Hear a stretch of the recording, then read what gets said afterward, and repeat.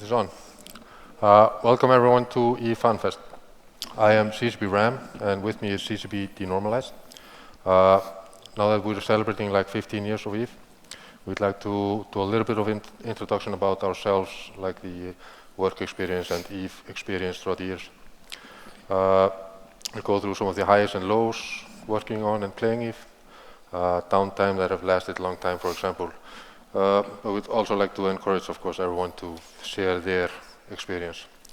But to start us off, I'm going to hand this over to CCP DeNormalized. Thanks, CCP Ram. Welcome again, everybody, and thanks for your interest in our presentation. As you can all imagine, there are any number of amazing projects that happen at CCP in regards to EVE. But we felt that today we could give a more detailed view into the daily lives of just two roles: systems administrators and database admins.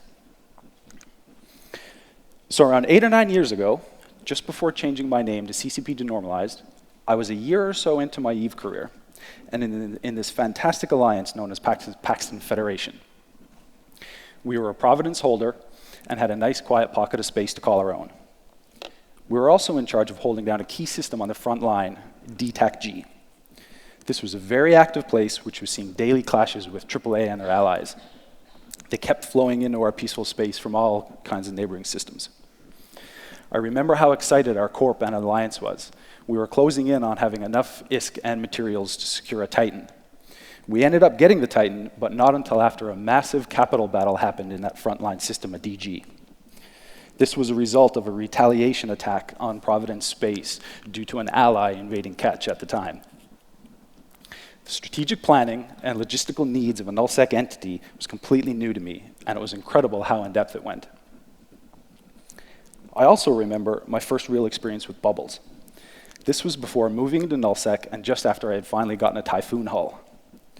Our group was just 3 or 4 real-life friends, one of whom had started and gotten the rest of us into playing.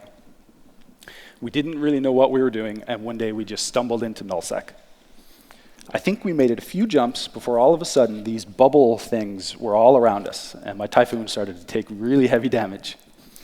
There had to be at least 10 or 15 ships swarming all around us.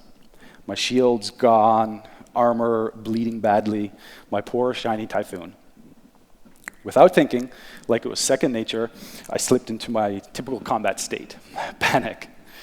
Not surprising, this is still my normal state for PvP encounters. So I quickly lost what little sense I had of the situation and didn't really snap out of it until something strange happened. My armor was starting to regenerate. And then confusion again, because none of the few corp mates that I had with me had any armor repair modules whatsoever. Struggling to understand what could be happening, it finally became clear. It was the enemy that was actually repairing me. I didn't learn until later that this was so they could all share on the kill mail. This was just my second PvP loss, the first being a sleek Hurricane that had taken me weeks to save and train for. That ship didn't last near as long as I had hoped either. It exploded in LOSEC. Panic had again set in immediately as soon as I was tackled in a belt. My heart rate spiked, my hands started to shake. It was a very tense situation. If I had just kept my cool and targeted the Myrmidon's drones, perhaps things would have been a little different.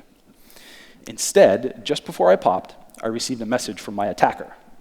He said he would stop shooting my ship and let me go if I just transfer some ISK to him.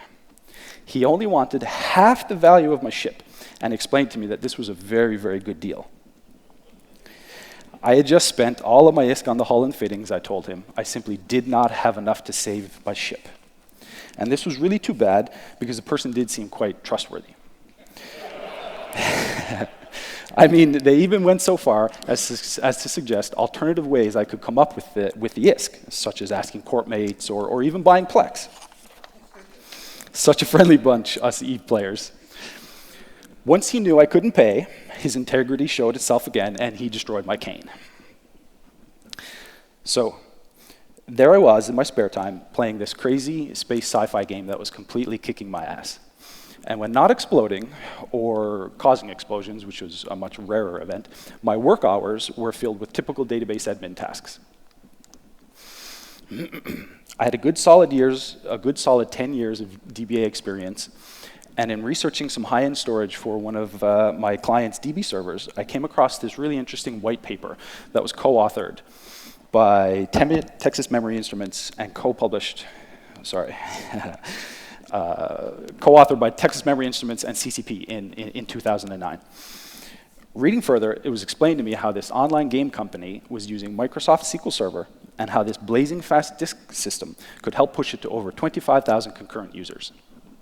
I thought, holy shit, I actually play this game, and they use the same database technology that I work with. So more research was in order. I quickly opened up the company website, and it had a list of job openings. Sure enough, or amazingly enough, they had a DBA position available as well, and I thought, no way. I had a fairly updated resume, as I was on a new contract at the time, so I quickly applied, having wild thoughts of, oh my God, this is going to be so awesome. And then I heard nothing. 6 months or so later, I decided to check again. My current contract's end date was nearing, and I wasn't sure what was next. Hey, look at that. There's still this DBA job listed. I'm not really sure if it's the same one or not, but what the hell, I'll try again. But a little differently this time. I didn't send my resume at all. Instead, only a cover letter explaining how I was currently working on the 2010 Vancouver Olympic Games as the main SQL DBA, and that once the Olympic Games were over, I was looking for something new.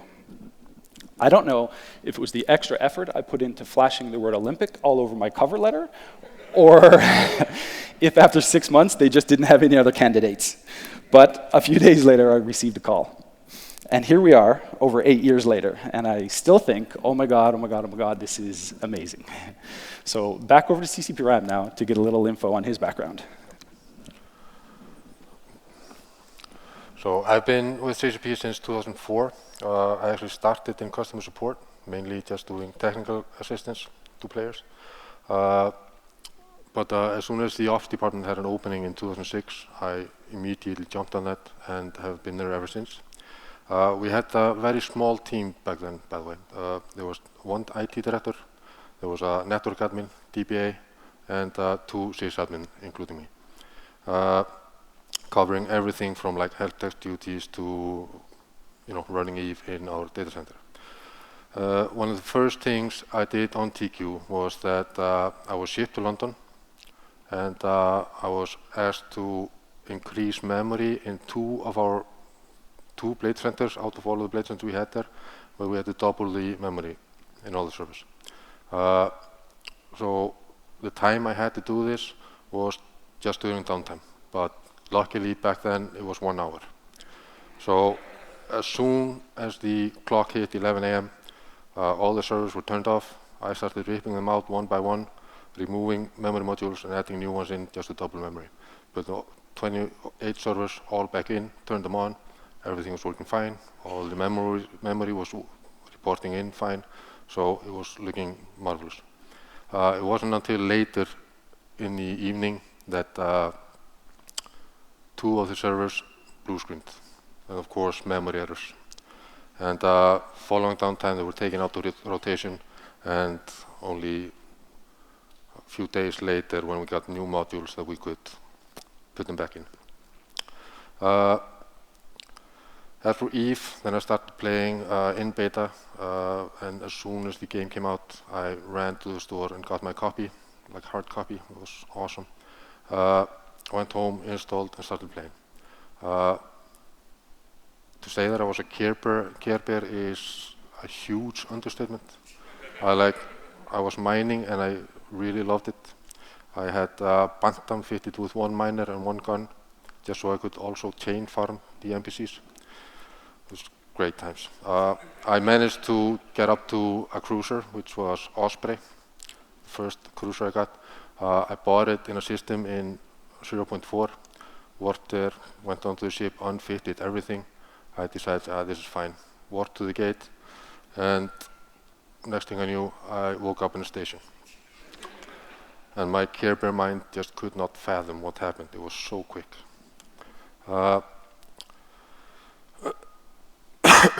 Excuse me. So this was kind of my path down to a little bit darker side.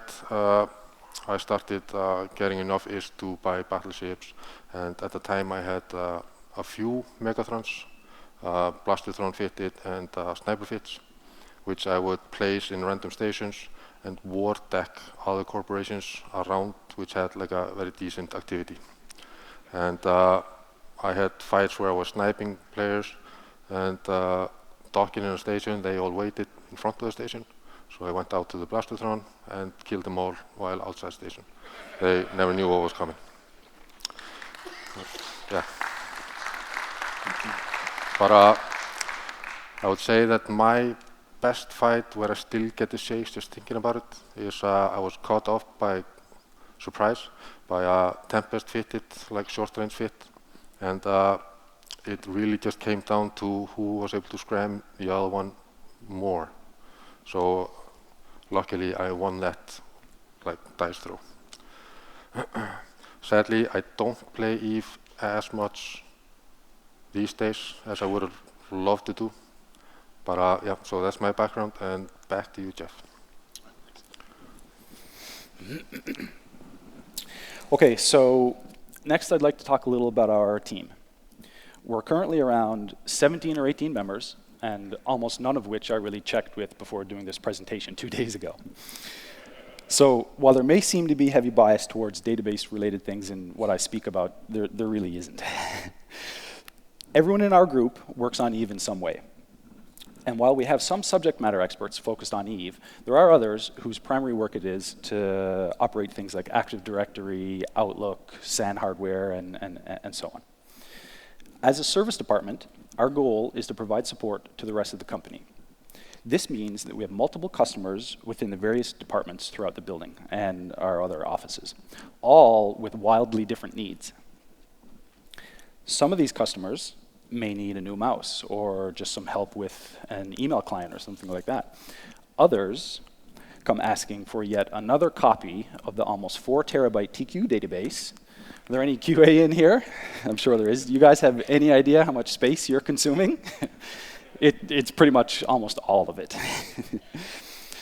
The largest group that we have are the sysadmins. They take care of Windows, Linux, and whatever other operating systems we're using. There are some cross-discipline roles, but typically it ends up something like this. When our Linux admin fills in for the Windows guy, you know, it may go okay. And then on the other side, when the Windows admin fills in for the Linux guy, it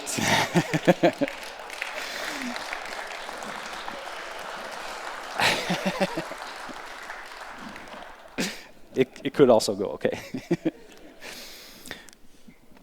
Maintaining all the various software applications that the business needs, such as VLC and WinZip, takes a lot of time and effort. Not to mention this almost sentient sci-fi simulator app that's been around for more than 15 years now. Thankfully, that old thing works most of the time. All hardware is taken care of by this group as well. Any number of crazy devices, but really the shiniest things are the database servers. Those are really, really nice. We have 3 help desk staff that do an amazing job throughout our office spaces, keeping everyone and everything up and running as it should. There are 2 network admins that I'm usually the first to blame when things go wrong. Sorry, guys. In some cases, it's not even their fault, but they do control the communication paths into the database servers, so they're usually a good place to start. CCP Joe Lynn and I act as database admins, and we do our best to not drop production databases.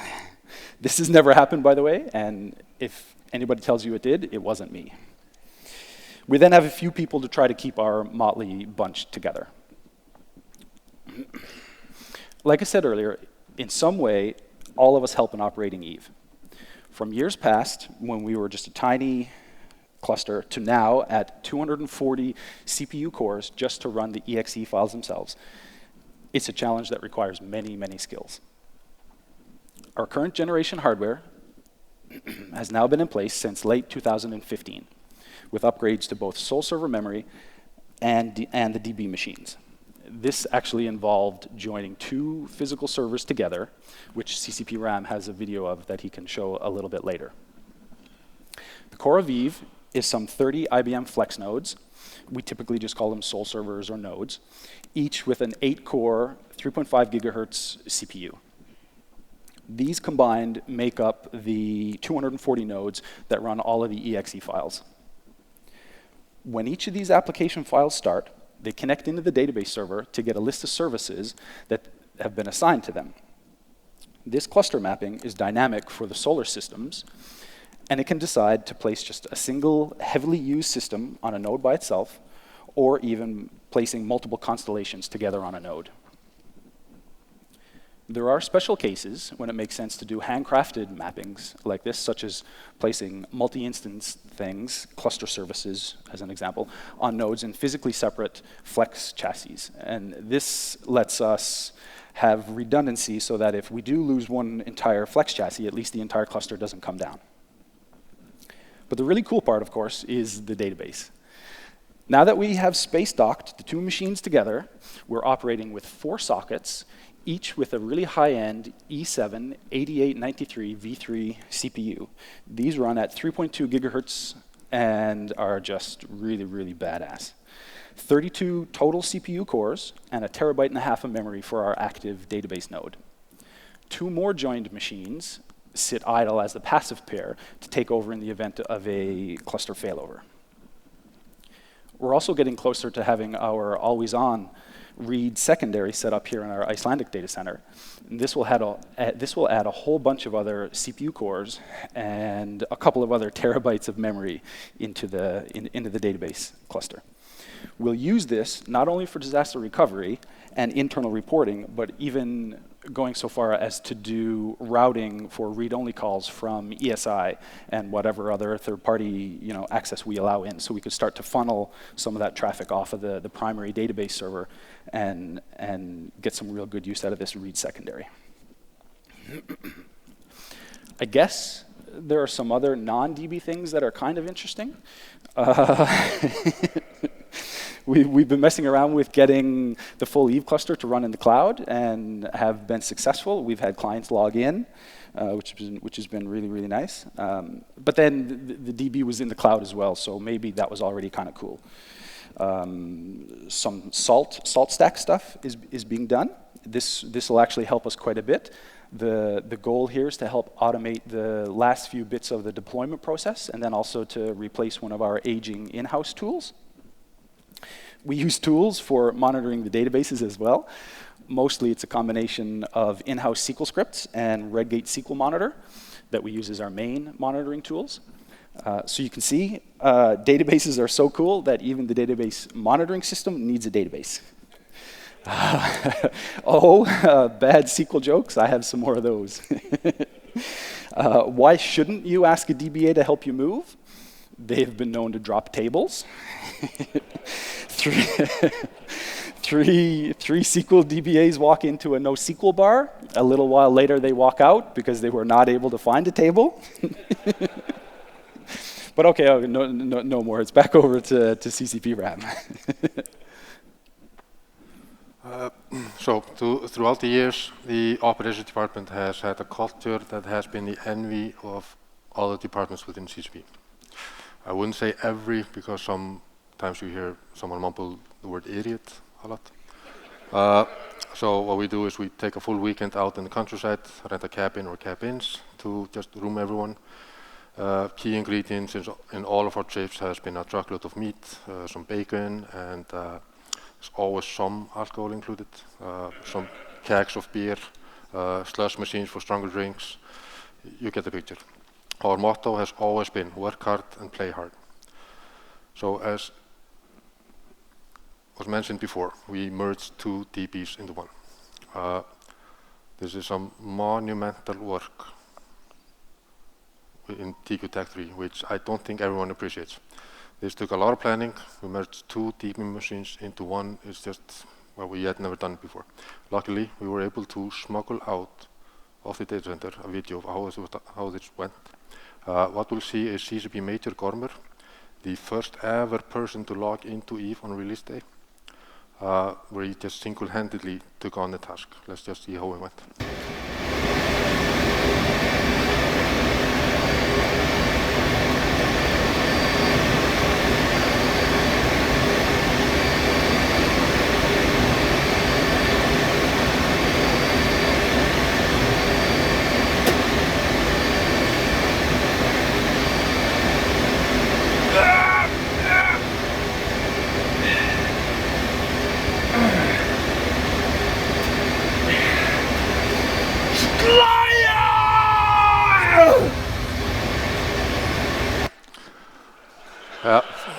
right, nice.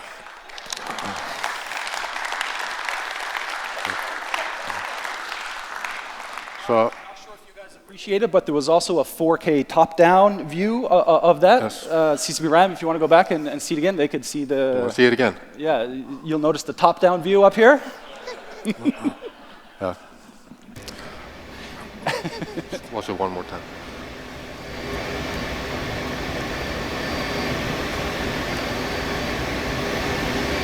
So amazingly enough, this clip really is all that it takes to combine these two really high-end flex nodes so that they appear as just one server.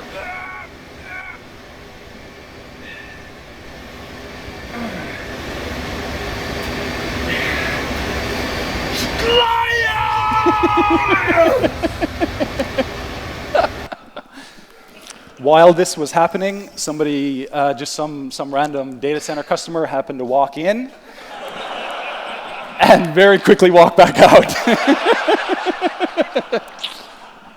Yep.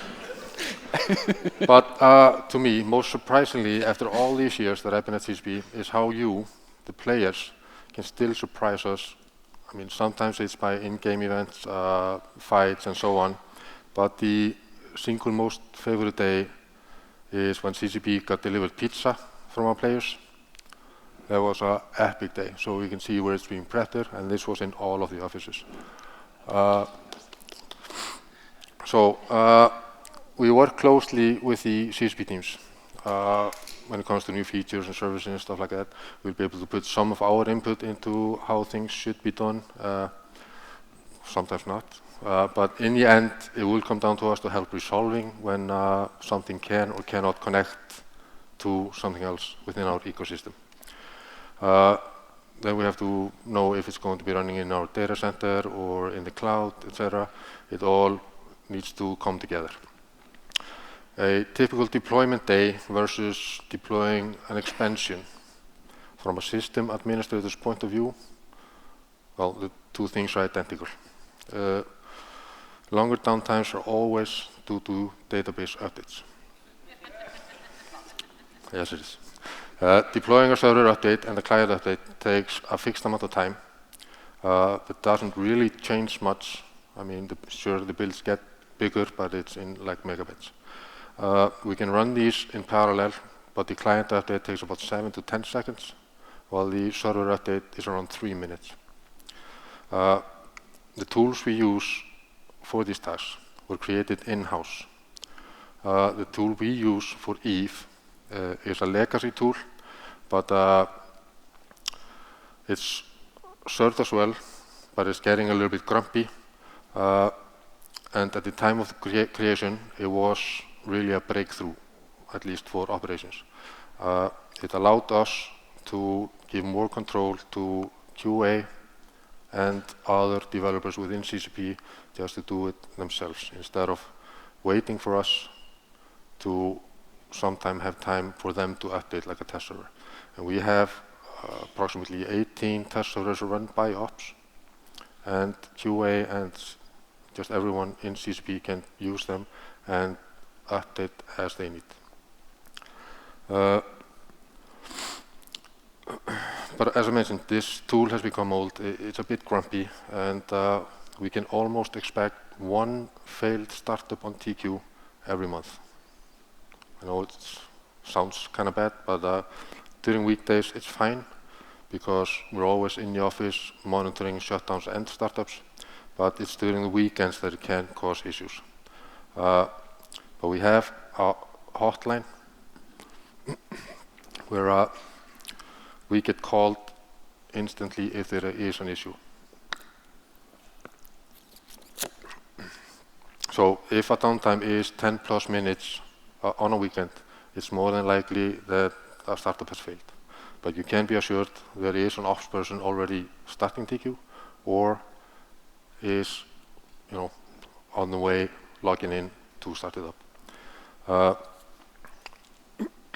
Sorry.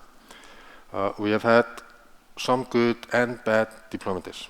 For example, the absolute shortest downtime where we deployed something was around 7 minutes.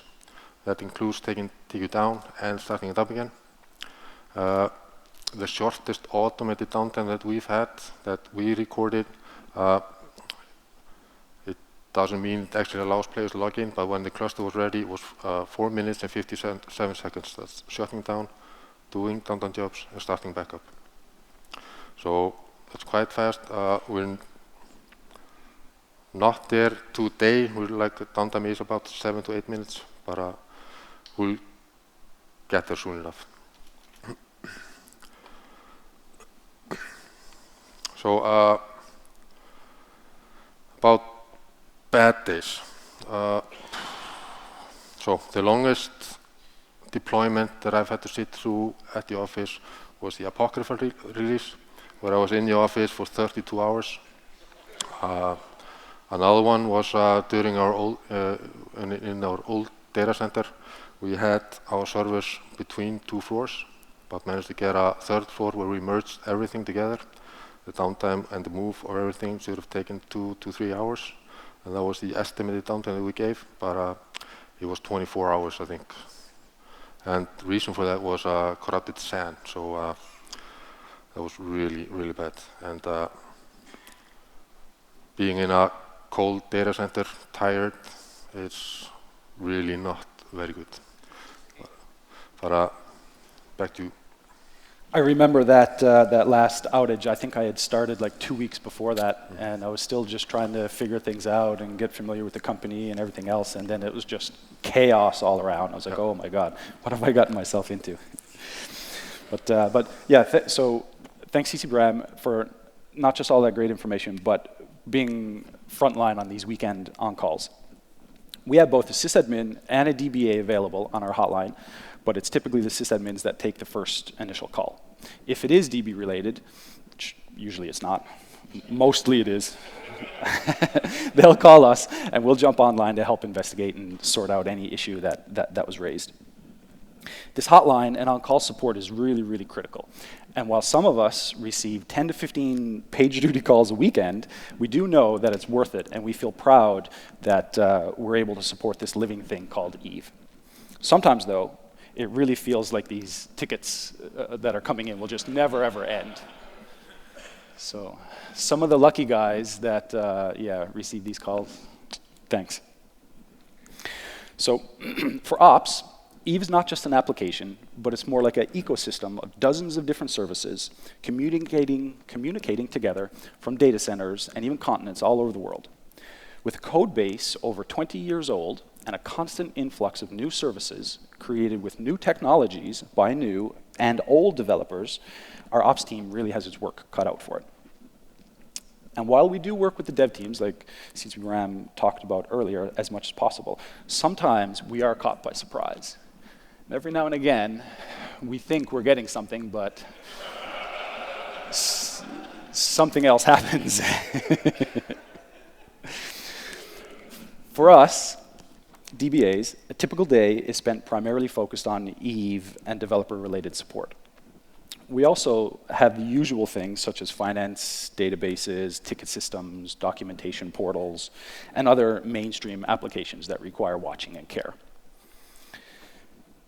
As Ram mentioned, in most long downtimes, not all of them, it is DB-related activities that are to blame. Some of the main core tables in the Eve database, such as the inventory table, contain over 3 billion rows and take up over 300 gigabytes of disk space.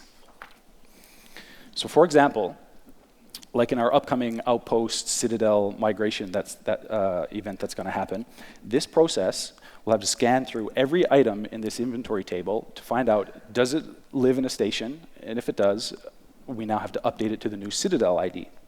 This would also have to now go and hit all of the market tables for the orders that are for sale in Outposts and things and change those. There's another 350 million rows or more in the market tables. Contracts as well need to be updated because those are referenced to stations, and I forget how many rows in there, but it's in the billions. All told, this one update will likely interact with over 20 billion rows and read or change anywhere from 500 gigabytes to a terabyte of data. These updates are created by the Eve dev team and us DBAs, we run them on the production servers when requested on these deployment days. We help monitor the execution, we relay status or anything like any changes that happen in our internal communication tools. It's extremely rare that those updates actually cause errors during execution. They've been ran multiple times on dozens of dev servers, staging servers, and so on. So most of the syntax, all of that stuff has been taken care of. The problems typically occur once players log in. Yeah. It's extremely difficult to test at the scale of live TQ, and even more so to try to simulate the activity of real people. To my dismay, in many cases, the root cause of TQ coming down unexpectedly is the database, with the most common cause of this being that the SQL engine thinks it's being super smart. Remember the 3 billion row table that I mentioned earlier? So what happens is we try to help SQL make smart decisions by creating indexes on data. These act as like a table of contents of sorts. It allows the DB engine to look up information very quickly and very efficiently in this giant haystack. So usually, it would take only a few milliseconds of time and 2 or 3 data reads to return a piece of information that the client has requested. But sometimes, usually at the worst time, SQL decides that the super cool index that's available to it is just not good enough, and instead feels that reading the entire 300 gigabytes of data is the smart way to go. Now, the main TQDB server gets between 6,000 and 10,000 transactions per second. Even if it's just a small subset of that, say 500 calls per second, now, the database engine decides for every one of those, 500 calls a second, each of those needs to read 300 gigabytes of data to be able to find maybe, I don't know, 2 columns worth of information to pass back to the client. Once that happens, things can go downhill very, very fast. So this is kind of what it looks like when a query plan goes wrong and the DB gets just blindsided. All of a sudden, it just gets kind of taken out.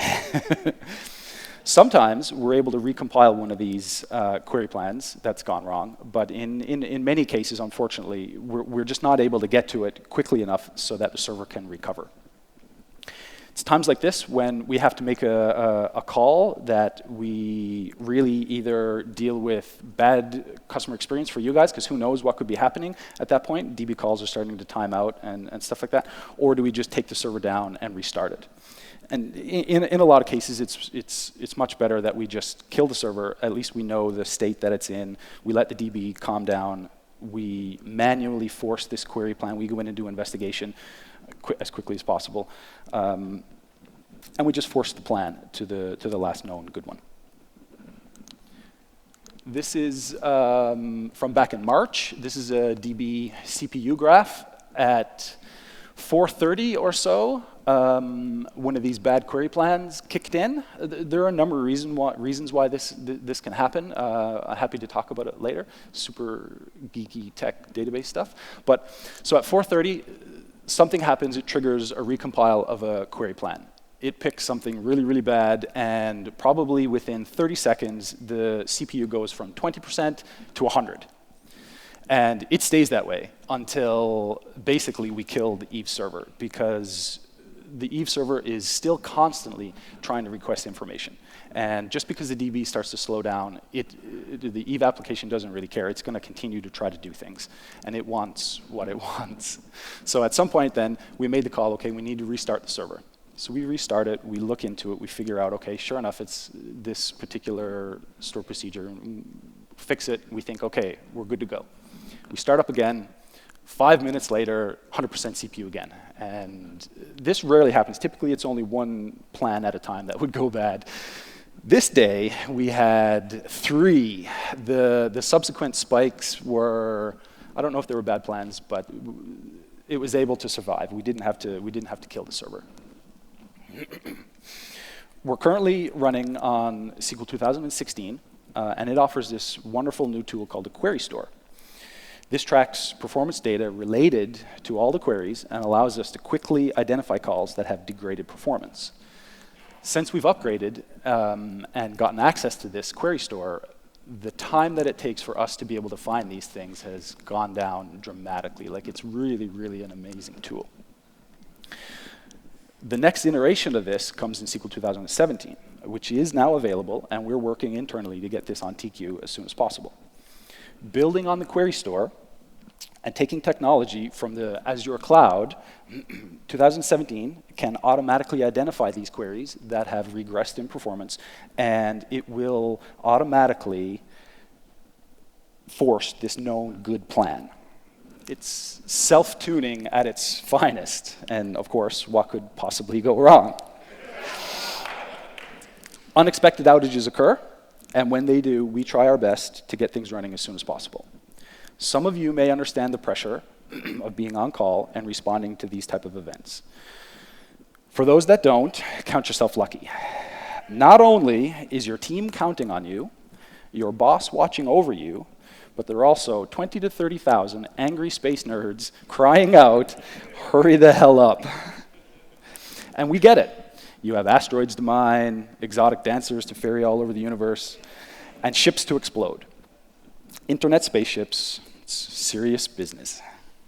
It is a challenge, there's no question about it, but normal is kind of safe and boring, and we all like to fly dangerous here, right? So thanks again for listening in, and if by some chance you do have DB-related questions, by all means just grab me, and I'm happy to chat about any of this stuff. So now over to CCP Ram for some final closing thoughts. So for the future of TQ, then we'll start looking into what new hardware or other solutions are available to us next year. It's not going to happen this year.